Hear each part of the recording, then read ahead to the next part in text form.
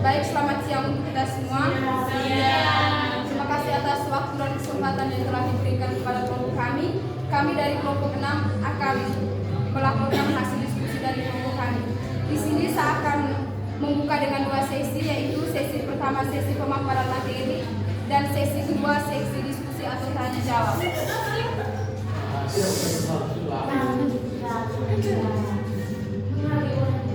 Baik, langsung saja kita masuk pada sesi pertama, yaitu sesi pemaparan materi. Kepada teman-teman yang ingin memaparkan materi, waktu dan kesempatan saya berikan.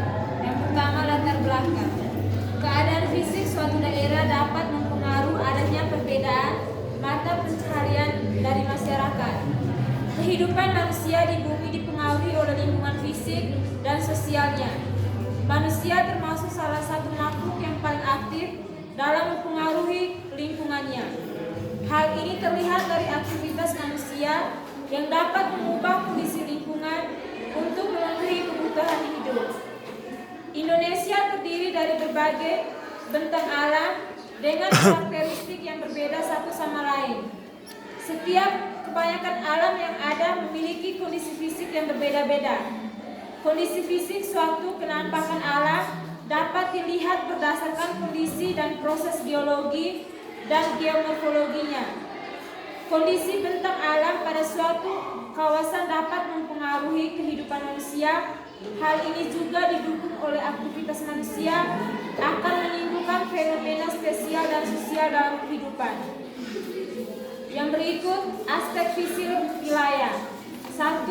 Aspek topologi. Aspek topologi meliputi 1. Unsur letak Indonesia secara astronomis 95 derajat bujur timur sampai 141 derajat bujur timur dan 6 derajat lintang utara sampai 11 derajat lintang selatan. Yang kedua, secara geografis Indonesia terletak antara benua Asia dan benua Australia serta Samudra Pasifik dan Samudra Hindia.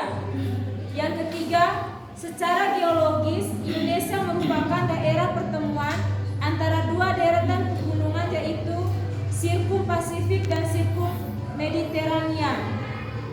Yang keempat, bentang alam. Permukaan bumi memiliki perbedaan ketinggian vertikal yang disebut dengan relief. Indonesia memiliki relief dengan berbagai bentuk. Hal ini disebabkan karena Indonesia memiliki letak geologi yang unik. Beberapa contoh relief daratan di Indonesia yaitu 1. Pegunungan. Puncak tertinggi dari semua relief di Indonesia ada di puncak Klaten yang berada di Gunung Jaya-Wijaya di Papua dengan ketinggian 4.484 meter dari permukaan laut. Yang kedua, dataran tinggi. Dataran tinggi daratan tinggi ini bisa juga disebut plato atau plateau. Yang ketiga, dataran rendah. Dataran rendah yaitu bagian permukaan bumi yang daftarnya hampir rata tingginya hanya mencapai 0 sampai 200 meter dari permukaan air laut. Dataran rendah banyak dijumpai di daerah aliran sungai. Yang keempat, Pile Plain.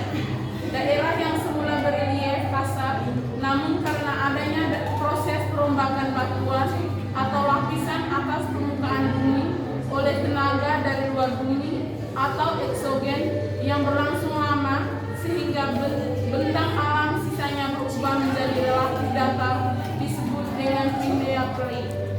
Yang kelima, depresi. Depresi adalah bagian permukaan bumi yang mengalami penurunan. Yang kedua, aspek biotik. Meliputi yang pertama, manusia. Di dalam kesatuan ekosistem, kedudukan manusia adalah sebagai salah satu dari unsur lain, baik hayati maupun non-hayati, yang tidak mungkin terpisahkan. Di samping itu, tingkat kebudayaan manusia juga menentukan bentuk dan interaksi antara manusia dengan lingkungannya. Dalam satu kesatuan ekosistem, kedudukan manusia adalah sebagai bagian dari unsur-unsur lain yang tidak mungkin terpisahkan. Oleh karena itu, sebagai halnya organisme lain, kehidupan manusia juga bergantung pada kelestarian ekosistem untuk menjaga kelestarian ekosistem, faktor manusia sangat penting dan dominan. Manusia harus bisa menjaga keharmonisan timbal balik antar manusia dengan lingkungan sebagai keseimbangan ekosistem tidak terganggu. Yang kedua, hewan. Luasnya wilayah dan tempat sejarah geologi yang panjang menjadikan Indonesia sebagai negara yang memiliki kekayaan fauna yang patut dibanggakan. Keanekaragaman fauna di Indonesia dibagi menjadi beberapa bagian. Yang ketiga, tumbuhan. Kesebaran jenis-jenis tumbuhan di Indonesia tidaklah merata. Daerah yang memiliki jenis tumbuhan terbanyak terdapat di kawasan hutan bagian primer di dataran rendah.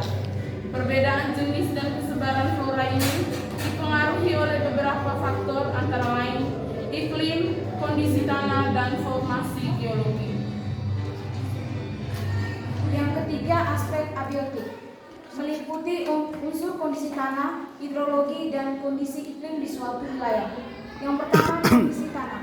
Tanah terbentuk dari batuan induk atau batuan dasar yang telah lapuk sehingga pecah menjadi bagian-bagian yang lebih kecil. Kemudian yang kedua, hidrologi.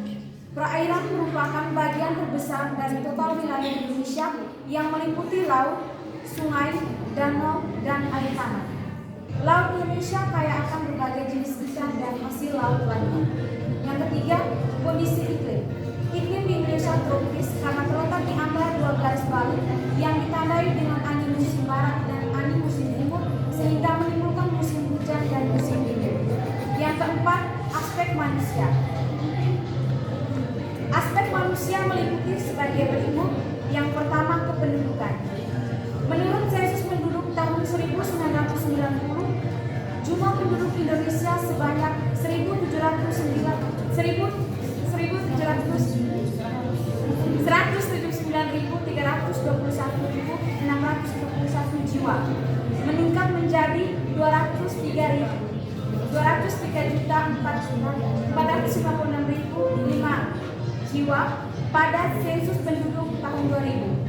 Pada tahun 2005, jumlah penduduk Indonesia mencapai 225,7 juta jiwa.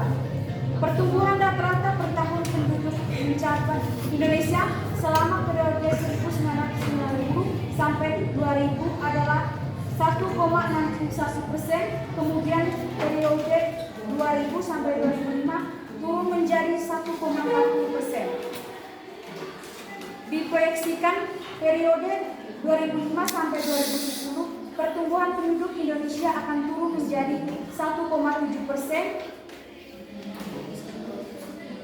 Dan 2010 sampai 2020 akan turun lagi menjadi 0,68%. Penurunan pertumbuhan penduduk dalam dasawarsa terakhir berkaitan dengan penurunan angka fertilisasi maka terjadinya penurunan mortalitas di Indonesia tidak akan memberikan dampak pada pertumbuhan penduduk. Yang kedua, aktivitas ekonomi.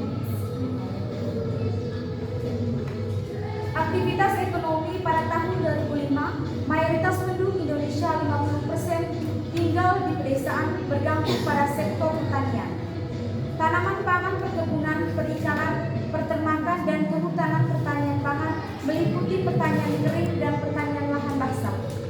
Pertanian kering lebih merupakan sistem pertanian yang berbasis bukan sistem pertanian secara teratur, menerima air dari sistem yang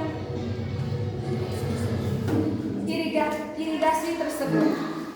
Pertanian rawa adalah pertanian pangan dikembangkan dalam bentuk sawah ladang dan jenis tanaman yang ditanam dalam pertanian pangan adalah tanaman padi dan manfaat lainnya.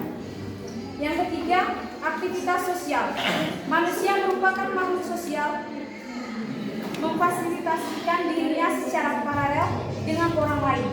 Masyarakat Indonesia dipandang sebagai suatu sistem sosial yang terpadu dan utuh di mana setiap komponen saling berinteraksi dan menjalankan fungsi-fungsi yang saling terkait. Dalam interaksi sosial, masyarakat Indonesia memiliki hubungan sosial yang dinamis antara individu kelompok serta antara individu dan kelompok lain. Yang keempat, aktivitas budaya. Ada acuan yang akan dibanggakan bangsa Indonesia, yaitu budaya bangsa Indonesia yang membanggakan seluruh warga negara. Indonesia sebagai objek identitas diri. Kebudayaan nasional Indonesia adalah kumpulan-kumpulan nilai gagasan dan perilaku masyarakat Indonesia serta produk fisiknya baik tradisional maupun modern yang semuanya menyatu secara serasi dan bermakna dalam diri masyarakat Indonesia yang dinamis. Yang kelima, aktivitas politik dan pertahanan. Sejak Orde Baru hingga kini, reformasi bangsa Indonesia berusaha keras mewujudkan demokrasi Pancasila dengan ciri-ciri utamanya musyawarah mencapai mufakat, tidak mengenal ofis tapi mengakui adanya perbedaan pendapat, semangat kekeluargaan dan aspek demokrasi yang multidimensional. Demokrasi Pancasila dibangun di atas landasan budaya politik Pancasila. Sekian dan terima kasih. Baik, terima kasih kepada teman-teman yang sudah memaparkan materi. Waktu selanjutnya kita buka pada sesi yang kedua, yaitu sesi diskusi atau tanya jawab. Bagi teman-teman yang ingin bertanya, waktu dan kesempatan satu silakan. Sejam presentasi dari kelompok kami, mungkin ada jawaban dari kami atau sanggahan dari kami yang kurang berkenan di hati teman-teman. Dari tempat ini juga kami minta maaf. Sekian dan terima kasih.